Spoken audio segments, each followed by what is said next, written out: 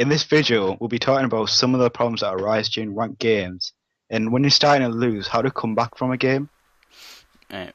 So the first topic is about if you're losing, so you're about to lose the game. Yeah. If you're losing and even though you're quite far behind in kills and lane and stuff, like in our game that it's gonna be playing, we started losing lane early game, but especially if Mm. you have like a late game team, uh, if you just farm or get ganks or whatever, you can come back. Especially if obviously if you're like 20 kills down, then you could surrender, but you should try and keep like positive mindset, because like if you're angry or like annoyed or whatever, you do play worse.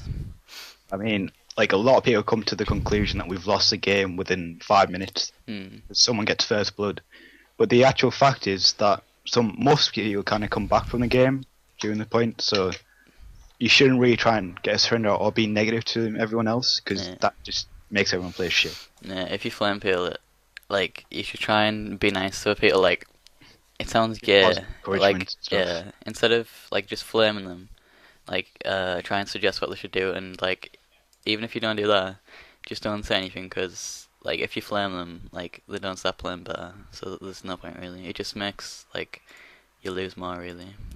When you're trying to suggest things, don't be a dick about it. Yeah, Like, don't like force them to do it. Just try and suggest subtly about what they think, they think, what they should do.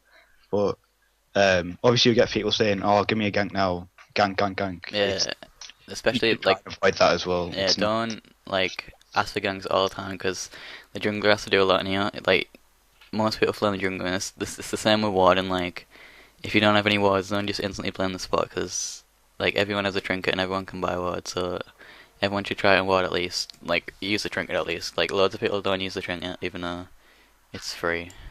And usually, like supports are left to warding the whole map. And when you're playing bot lane, you can't ward top, obviously, and it's quite difficult. And you're clearing with the trinket thing. A lot of people forget about using it. Yeah, especially as well. Say like you're losing the game and like they've took your inhibitor. Like you can't expect the support to just run out of the base and go and ward Baron or like their side of the map, because he needs like cover from the team, and especially like people flame spots in, there's no wards in the map, but then when they go and ward and get caught, they flame them again. Like there's nothing they can do really. Like you just get flamed either way. Usually, people don't try and cooperate with the team. And to be a better player, you should try and cooperate and listen to your team. Even if you have a suggestion that might work, try it out. If it doesn't work, just fall back towards your team and do what they're trying to do. For Yeah, example, split pushing. but also try not to make calls if like you're into like so many games get like thrown by people wanting to do Baron when like you shouldn't do Baron, Yeah. and it is annoying as well when like someone tries to be the team captain, like really trying to like boss people about and like writing in caps and just spamming chat, like suggest it, but don't like boss people about, because it gets annoying when someone thinks they're captain. And obviously, you can't win every game, so you might be at 0 LP in the split of the game to try and keep you in the league you're in. You shouldn't try and give up, because you should try and focus on your personal gameplay and how you're playing right now. Because eventually, from working on the way you play, you'll be able to carry people. Even if you're a support, Yeah, from like that you can carry people. So say if you're in like bronze 2, but like you're playing as good as like silvers, like even if you lose games and go down, like if you're playing well enough, eventually you're gonna win, because there's obviously 5 people on each team. There's only 4 other people on your team, whereas there's 5 other people on their team. So if you're playing better, then you can definitely carry your team. But you shouldn't give up. Like if you played like 10 games and you haven't got anywhere, just keep on playing. Eventually, like you will climb.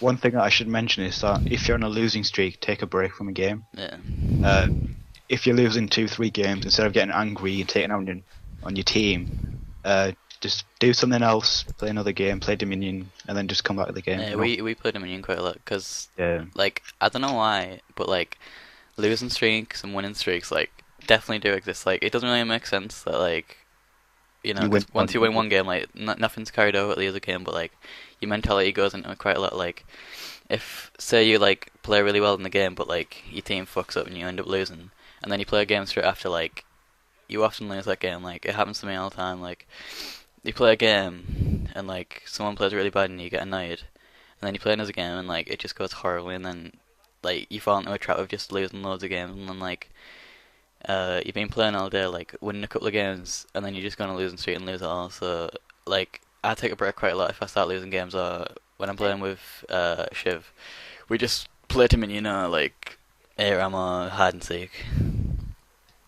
If you try and focus on your own game and point out your own mistakes and errors that come, you shouldn't try and force people who are playing bad and tell them what they're doing wrong and try and force it to them. Yeah, like You will make mistakes. You will definitely make mistakes. Even if you're like in diamond or so, you do kind of fuck up sometimes. yeah, like I make quite a lot of mistakes, and like I even say them to myself, like, oh, I played that badly, or like whatever.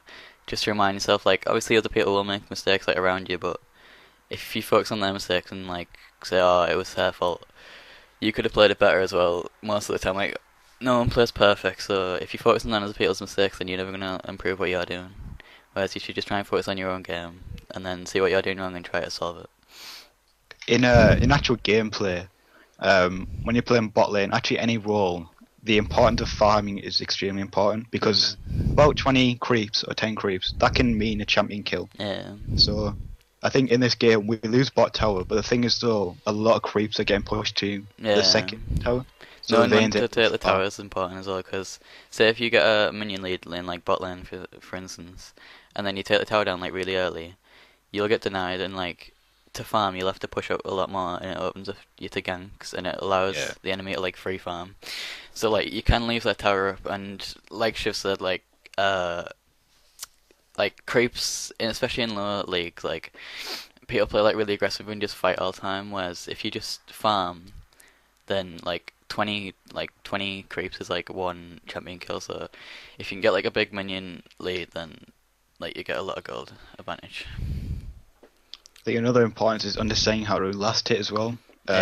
An effective way of doing this is just to go on a custom game with no runes or masteries. Just sit there and try and farm. Yeah. Ethan's done this a lot. I like playing Vayne quite a lot, and I used to go into custom games, just like you don't add any bots or any champions, and then just like learn the animation of the champions, because it does factor into last hitting quite a lot, the animation. Like some champions have like really good animations like LeBlanc, but some have really bad like Carthus with his like wind up. But if you learn the animation, like how long it takes to reach the minion, it'll improve your last hitting quite a lot. Another thing that the problem is that when you go into ranked is people only limit to one role. They don't know how to play, say for instance, jungle or AD. And then if they're third, fourth pick, they can get really upset about not getting that role. So the best thing I'd suggest is to try and play a different role if you can. And obviously in normal games you can get out called and it can be annoying. But then again, that'd be a good thing because you'd be forced to play a role that you never considered playing. So support's been undermined lately, but it is actually quite fun playing the game. Yeah, I actually do enjoy playing support quite a lot. Like when I'm playing Soloqueue and like no one wants to play support on last pick, I like playing fresh quite a lot, because like it's a lot more relaxed. Like you don't have to worry about last hitting or like playing like perfectly. Like obviously support on the sense support's easy, but like there's a lot less pressure on you, because if you fuck up it's not as important. Whereas if like you play an AD and you get caught, like the game's pretty much over. And you can actually kind of learn a lot of things out about new champions, because when you're playing support, you're going to observe a lot of people playing, and you might learn things about how to actually play a new champion, because you might not have thought a way another person has thought. As well. So that's a really good way, yeah. Say if you're playing, like say if you main like Riven, and then like you start playing like Olaf or something like that, like someone who counters Riven, you can learn like how they play, and then that'll actually improve your Riven play, because you can learn like different matchups and how to play against them. Like matchups are really important, because like you need to know when to go in, and like when you go win a trade, like some champions outscale like the people who counter them, or like whatever champion you go against at certain levels and at certain like times in the game, just because of like how they work, like the scaling and stuff. Another important thing is about guides. A lot of people use guides to understand what to buy and what to build, but the reality is that every game's going to be different and every situation's going to be different. So you should try and come to your own conclusion or judgment to what to buy and build, because I've played support and then there's been times where I've had to build a Crucible to help my AD carry out, and there's been times where I've had to build at the face of the mountain to try and save him, and then it can get complicated. But if he's trying to go out to that zone and buy new items that you've never used before, you get familiar with what to build and what to buy. So try not to go troll, but try to build something different that's more custom to the situation. Yeah, as well. Like the word guide, like it's not. It's just a guide. You know, like you shouldn't build like exactly what it says in the guide. In quite a lot of guides, there's like a section about like situations. So like, say you read like a guide on like an AD top laner, like Renekton, Sharon? and Oh, Renekton. it says like first item Sunfire Cape. Like Sunfire Cape's good on him, but say if you're playing against like a Singed or a different AP top lane, like it might not be the best for the first item. Like a Spirit Visage or something like that would be better. But like obviously the guide can't like incorporate like every champion, otherwise it'd be too long.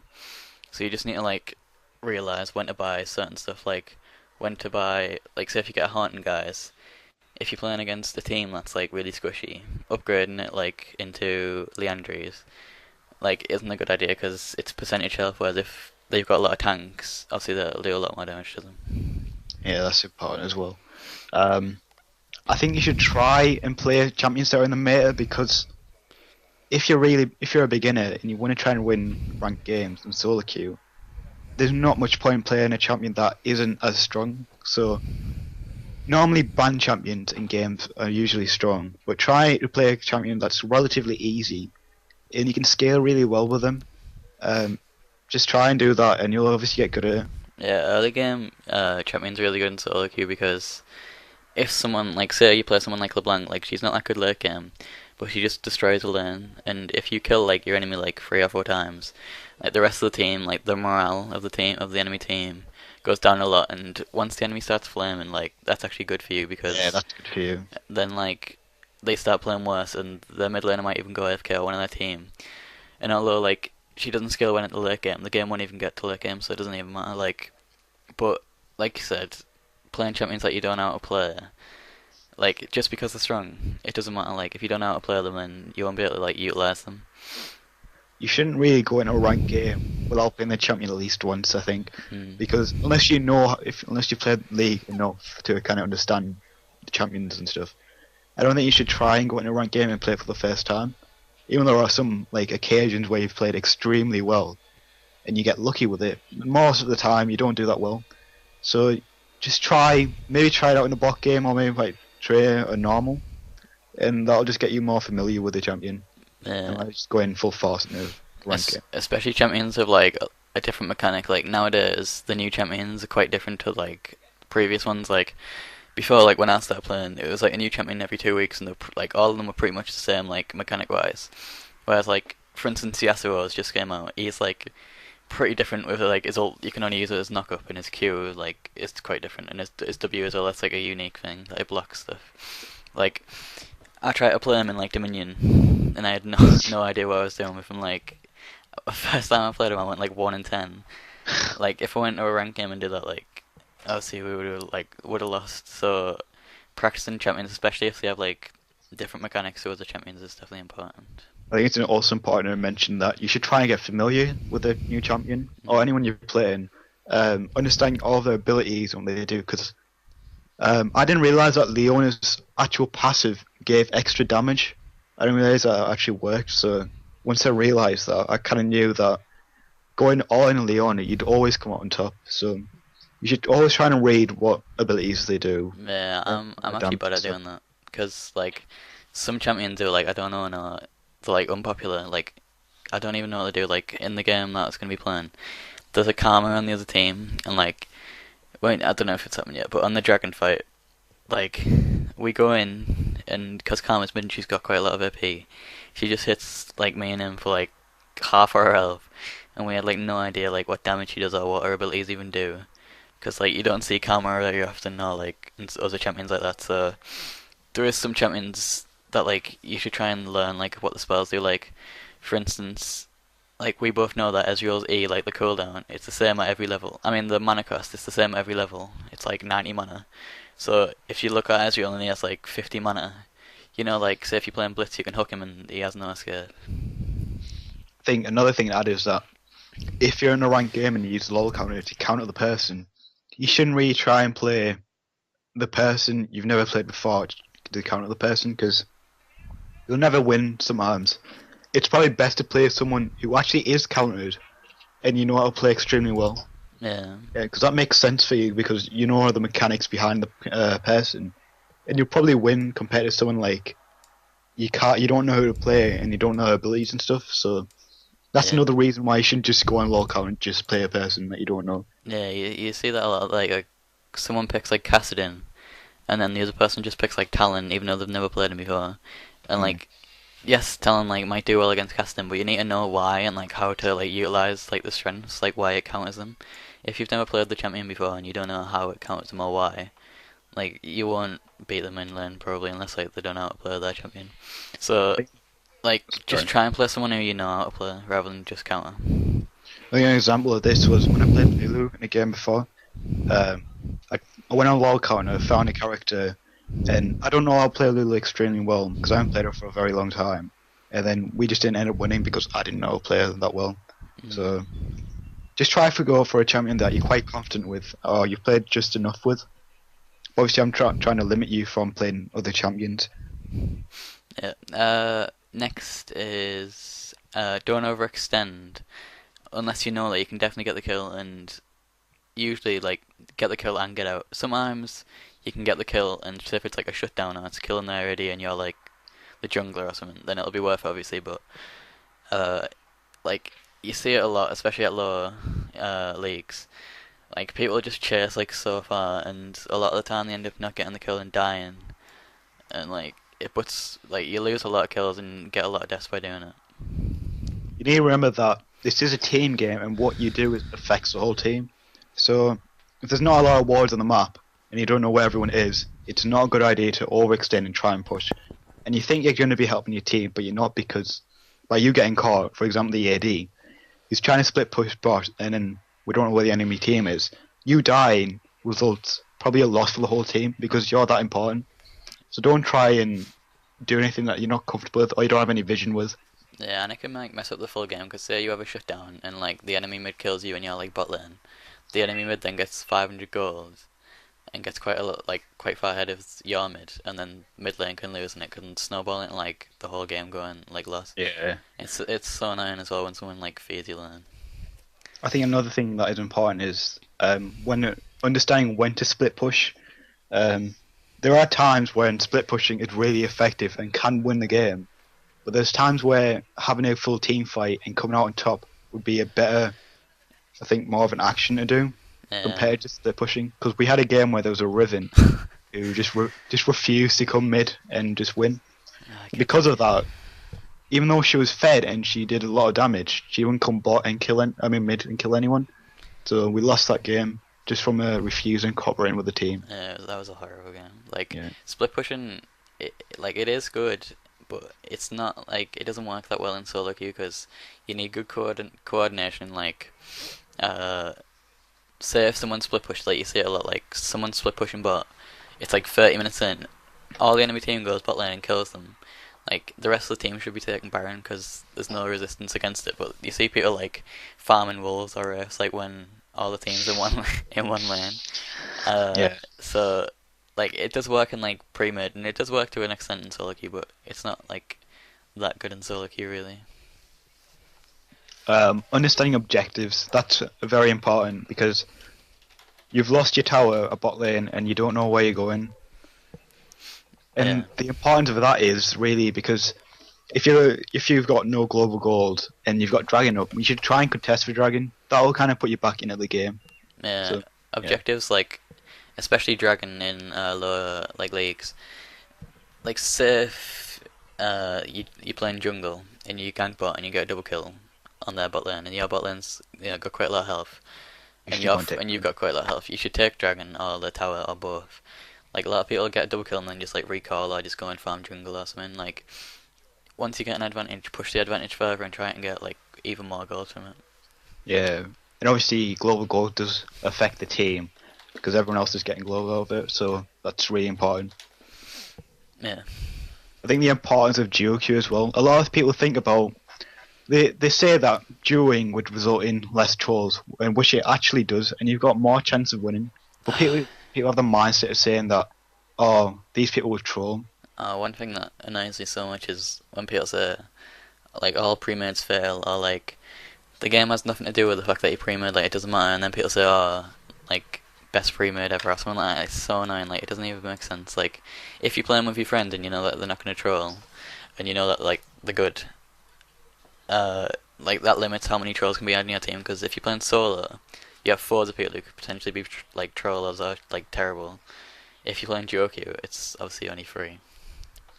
I think a lot of people get the misconception is that they're playing with people who are in a lower league, and they don't really understand what abilities they actually have. Because people have the idea they're just getting boosted and getting carried. So I think you should try and lay off on people who duo. Obviously, I know there are cases where it can be annoying in bot lane and they fail and they lose, but at least they're not trying to troll. You will get a very rare case where people will troll, but that's just inevitable. It's going to happen. So you're just going to have to try and counter it, avoid, and move on. Yeah. Another thing is, I forgot what I was gonna say. What was it? Yeah, you just carry on. I'll think of it. Um, I think the importance of learning matchups as well, which is quite important. When you're bot lane and you're playing Leona, and I think another full-on tank, well, full-on AD like Graves, you do a lot of damage. So you should capitalize on that. I mean, early game when you get to level 2, Leona should be going in, and so should Graves. A lot of people don't take the advantage as Graves, and they don't play aggressive. Yeah, you should look And this really does affect the team. So in bot lane. Getting level 2 first is like massively important, especially if you're playing someone like Leona or Fresh, because like with Fresh or Blitz or Leona, at level 1, like they have a way to get in. Like Blitz has his hook, Fresh has his hook, and Leona has like area or whatever she took. But just like the hook on Fresh or Blitz, like it's usually not enough to get a kill. Whereas when you get level 2, hook and knock up or hook and flare or E and Q, like you can get a lot of damage. And like you were saying about matchups, like say if you're playing Caitlyn against Graves, what you want to do is like try and keep at like max range, because obviously you have, as Caitlyn, you have like longer range than Graves. If you can just keep like the max range, he won't be able to get you like with his Q or his auto attack, so you can poke him down. And like you want to use Caitlyn's like the strengths of the abilities, champion yeah. to like your advantage. Like Caitlyn's strongest early and late game. So like mid game, you want to try and avoid like many team fights, and you want to play aggressive early, and late game it's like easy mode as Caitlyn really. I think people get the misconception with passive supports like Janna, Lulu, Nami, but the reality is these people can go very aggressive. Like for example, Sona with a Q and power chord, if done correctly, it does hurt a lot and it can give you an advantage. So even if you're playing a passive support, there is more danger, but the outcome of it's going to be much more stronger. And obviously, they have more benefit for the whole team compared to Leona or Blitz, because obviously they can burn everything in one go, and that's them out. They can't do anything after that. But with Sona, Nami and such, they can kind of help the team as well while fighting. So they can kind of last longer with the burst compared to Leona or Blitz. Yeah, the good thing about them as well is in team fights, they're usually a lot better like for peeling and stuff, because like Leona or Blitz or something, like Blitz, like his hook can peel, but it's not as good as like Leona. I mean Lulu, like ult, slow, polymorph, shield. Like she has a lot of tools to defend the AD. And I'll let you talk about this section, ward control and the importance of writing down timers of Dragon and Baron and buffs and everything like that. When we go bot lane, we never ward because we like surprises. The reality is we should be warding. It is Ward harder now. control, yeah. Well, ward control is extremely important, especially with the new Trinket system or Trinket even. The AD has wards, and they should try and ward as well. I mean, saying the whole team should as well. The thing Yeah, is though about wards is you should try and put them in places where the jungle will come in to give you more far vision of what's going to happen. And it's really important to try and contest what you're going to be doing. yeah, as supports as well. Like, cause in lane, like especially in lane, you don't have like a massive amount to do like all the time. Try and like track where the jungler is. Like obviously you can't do it, like you can't know for sure, but you can predict like where the jungler's gonna be, like depending on who it is. Like say it's like Lee Sin, like he's probably gonna start red, So you Mm, know that like there's no threat for him coming bot lane for a stay little straight while up. because he's gonna go red and then to his other buff, which is obviously blue, depending on which side obviously you're on. Uh, However, a lot of junglers do start like even if it's Lee Sin, he doesn't need blue buff. Junglers generally start where bot lane is because then you can get a better pull. But I think another thing is that when people call it SS and they don't do, you could say it's the fault of mid lane for not calling SS, or you could also say for you not looking at the map, because if mid is missing, you should try and capitalize on it, and especially if you're playing duo, you should tell your AD that the mid laner is missing. There is a chance that she might not come bot, or she'll go top, but having that kind of realization of mid lane is missing, you know how to play, so you'll play a bit more passive and more careful compared to mid laner being mid. honestly though, like I think SS is just pointless. Like people use it as an excuse. Like say they die and like, this happens a lot. Like you call SS, you're like whoever you're laning with ganks the enemy, gets the kill, and then they say in chat like no SS, and then you're like I did call SS, and they're like oh. So that just shows that like even if you call SS, like no one changes the way that they play. Like just because you call SS, like quite a lot of people just play the same, and then when they die, they say, "Oh, it's because you didn't call SS." But if you called SS, they still would have died. Like it doesn't matter. So I don't think SS like you should call it, but I don't think like people just use it as an excuse, in my opinion. I think we should also talk about Baron and when to take it. Mm. Um, the best time to probably take Baron is when the enemy team isn't there and you know where they are. So obviously Vision Control is extremely important for knowing this. When you see the enemy team bot and the majority of your team's mid, I mean mid or top, you should capitalize and take Baron if you can take it. Yeah. Don't take it at like 15 minutes or something stupid, but take it between mid game-ish. And you need to remember that Baron isn't that important. It doesn't make a huge difference in games. But the most important aspect of it is try and get fights of it. Because say for instance you go for a Baron fight at 20 minutes and you come out on top. That's a huge lead for you. You can push down mid, get an inhibitor, and then go do Baron. Mm. I think as well, don't get too greedy when you get like an ace or whatever. Like, say you get an ace and there's like 20 seconds until the enemy all revives. So then you go and take the inhibitor. There's like 15 seconds, and then you go and try and take Baron as well. Like a lot of the times, like you can't get Baron. You should just leave it because You end up sometimes you dropping. go to do Baron, their full team comes, kills you all, gets Baron, and then you've just lost the lead that you just gained.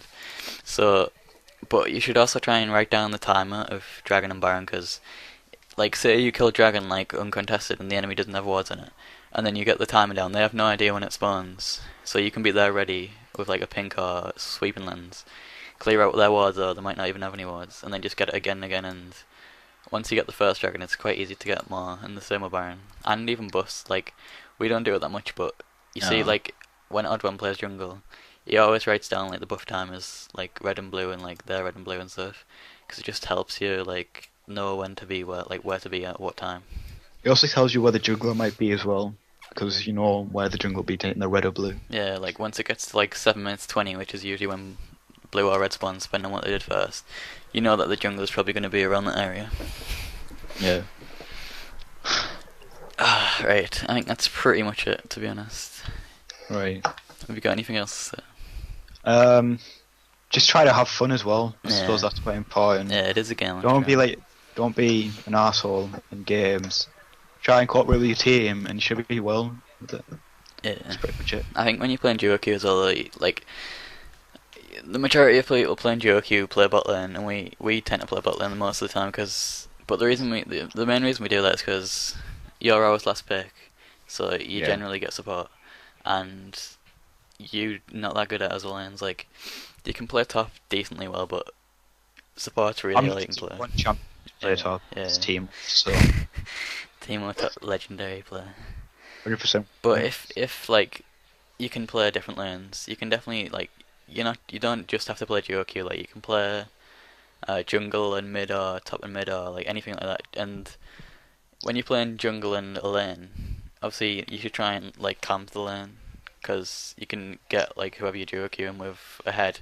You can coordinate ganks better, like say when to use spells and stuff like that, and like it makes it a lot easier. But bot lane is probably the easiest to play duo queue, but it's also it doesn't snowball that well because AD carries are like pretty weak early game. So even if your AD gets fed, it's better to have like a fed bruiser or a fed mid lane when it comes Yeah. to like mid game. because top lane and mid snowball like more than bot lane really. So it is easier to do that, especially if you're playing like a top laner like Riven or something like that, and then you get them fed. Like you can just snowball the win, to be honest. Yeah, that's true. Snowballing in game is extremely important Yeah. to actually win the game. So Yeah, snowballing, like once you get the lead, it's not just the gold lead, it's like the mentality lead that you get. Like once the enemy team starts Yeah. flaming, like we said, it's like a sinking ship really. Like they start playing worse, and then your advantage grows more and more until they either surrender or the game's just over really. right. Alright, that'll do. Just watching. Oh shit. I'm gonna sneeze. 3. Oh shit, hang on. Alright, 3, 2, 1, go. In this video, we're going to be talking about some of the problems that arise in ranked games and how to defeat the enemy when you're trying to.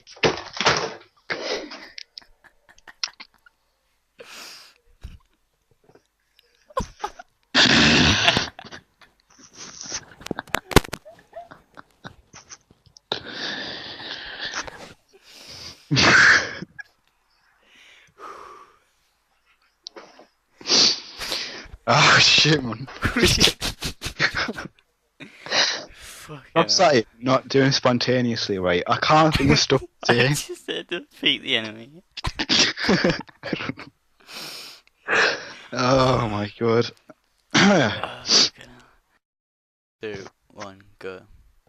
In this video, we'll be talking about some of the problems that occur in ranked games and how we'll overcome them and to come back from some games that are losing. Right, do you wanna start? Or are we cutting this bit out? Nah, fucking hell. For fuck's sake. Cut this bit out. Nah, it's starting Fuck again. this